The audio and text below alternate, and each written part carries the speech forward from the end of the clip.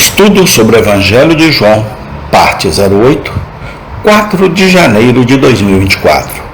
João, capítulo 1, versículo 43 ao versículo 51. O chamado de mais discípulos. No dia seguinte, quis Jesus ir à Galiléia e achou a Filipe e disse-lhe: segue-me.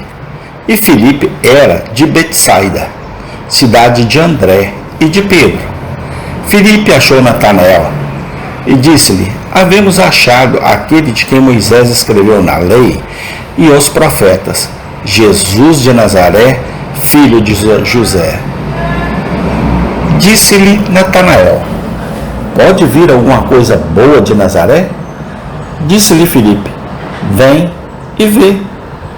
Jesus viu Natanael vir ter com ele e disse dele: eis aqui um verdadeiro israelita, em quem não há dolo. Disse-lhe Natanael: de onde me conheces tu? Jesus respondeu e disse-lhe: antes que Filipe te chamasse, te vi eu estando debaixo da figueira. E Natanael respondeu e disse-lhe: Rabi, tu és o Filho de Deus, tu és o Rei de Israel. Jesus respondeu e disse-lhe: porque te disse, vi-te debaixo da figueira, crês? Coisas maiores do que estas verás.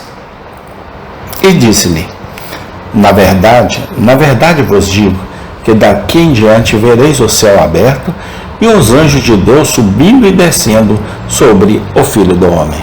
João 1, 43 a 51.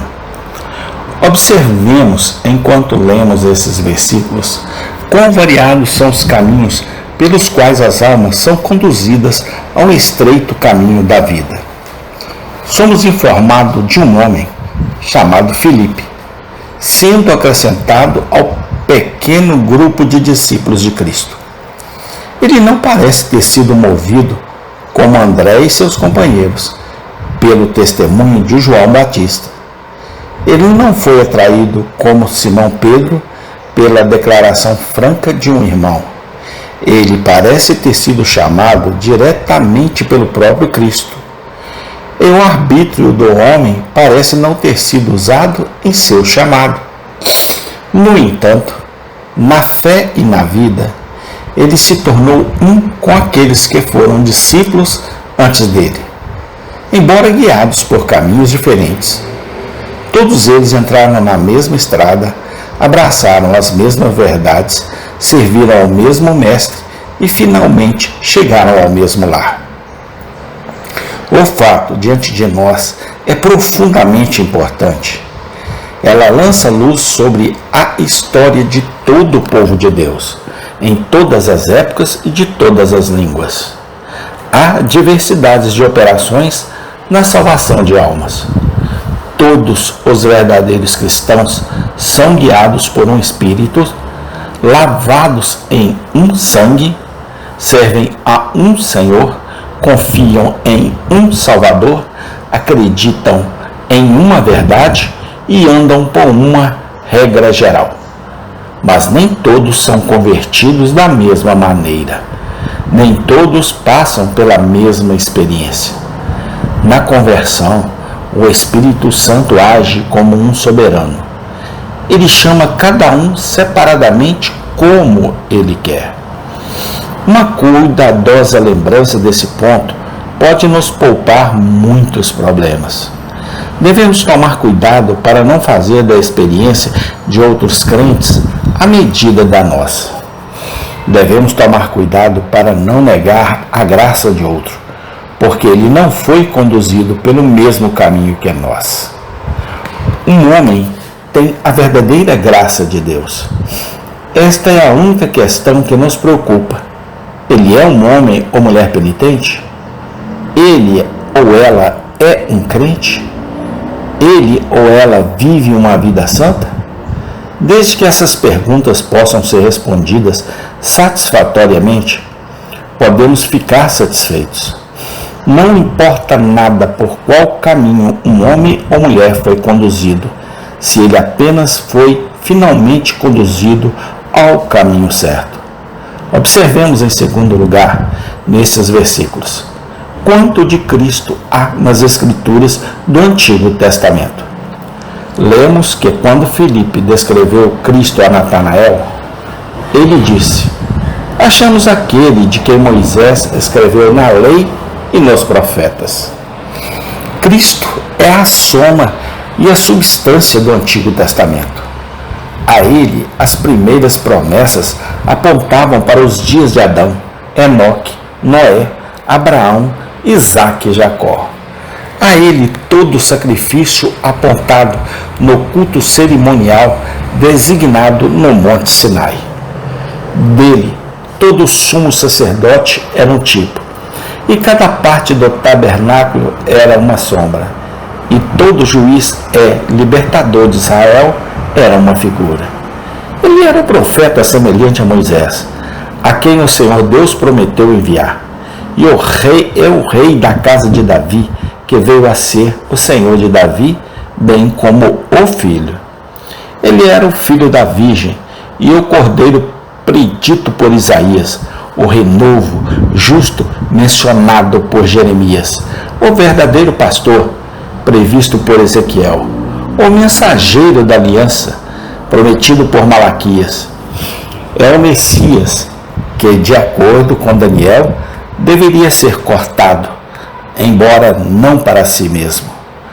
Quanto mais lemos no volume do Antigo Testamento, mais claro encontramos o testemunho sobre Cristo. A luz que os escritores inspirados desfrutavam nos tempos antigos era, na melhor das hipóteses, mas fraca comparada à do Evangelho. Mas a pessoa vindoura, que todos eles viram de longe, é quem todos fixaram seus olhos, era uma e a mesma. O Espírito que estava neles testificou de Cristo. 1 Pedro 1,11. Nós tropeçamos neste ditado. Achamos difícil ver Cristo no Antigo Testamento porque não vemos seu nome. Tenhamos certeza de que a culpa é toda nossa. A culpa é da nossa visão espiritual e não do livro. Os olhos do nosso entendimento precisam ser iluminados. O véu ainda não foi retirado. Vamos orar por um espírito mais humilde, infantil e ensinável. E vamos retornar Moisés e os profetas novamente? Cristo está lá, embora nossos olhos ainda não o tenham visto. Que nunca descansemos até que possamos concordar com as palavras de nosso Senhor sobre as Escrituras do Antigo Testamento. São elas que testificam de mim.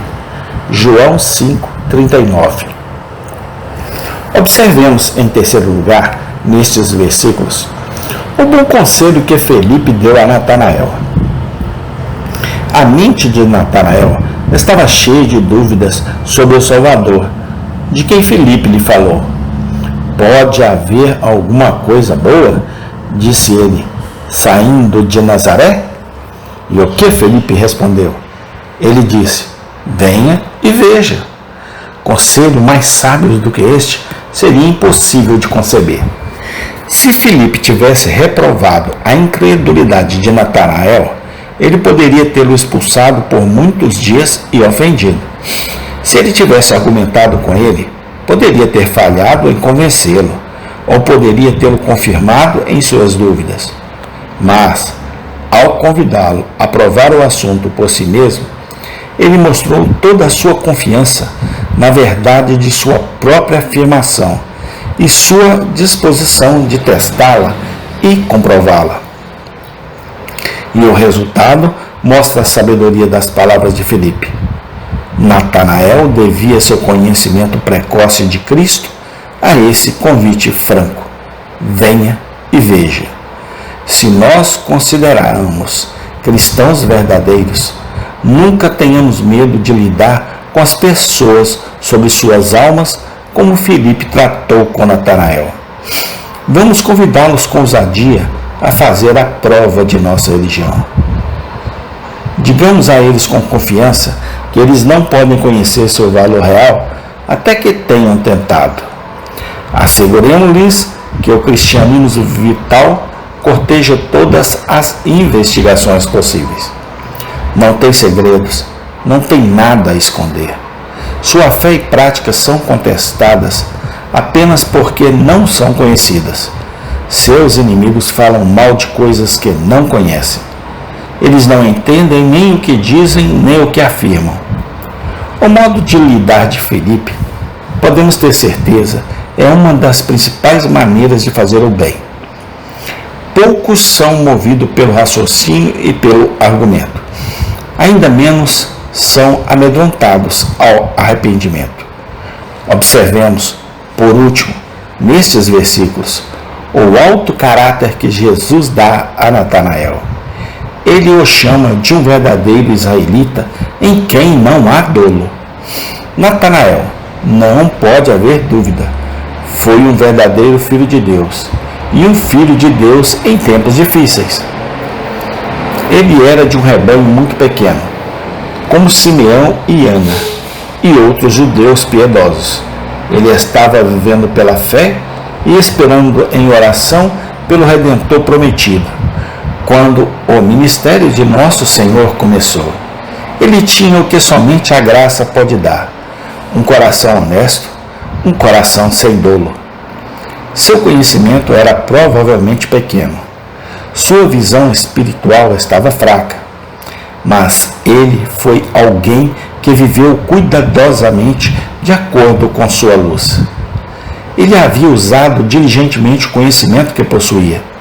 Seu olho era único, embora sua visão não fosse forte.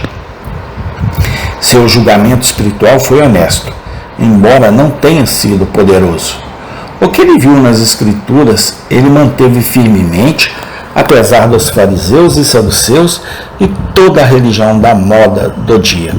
Ele era um crente honesto do Antigo Testamento que estava sozinho.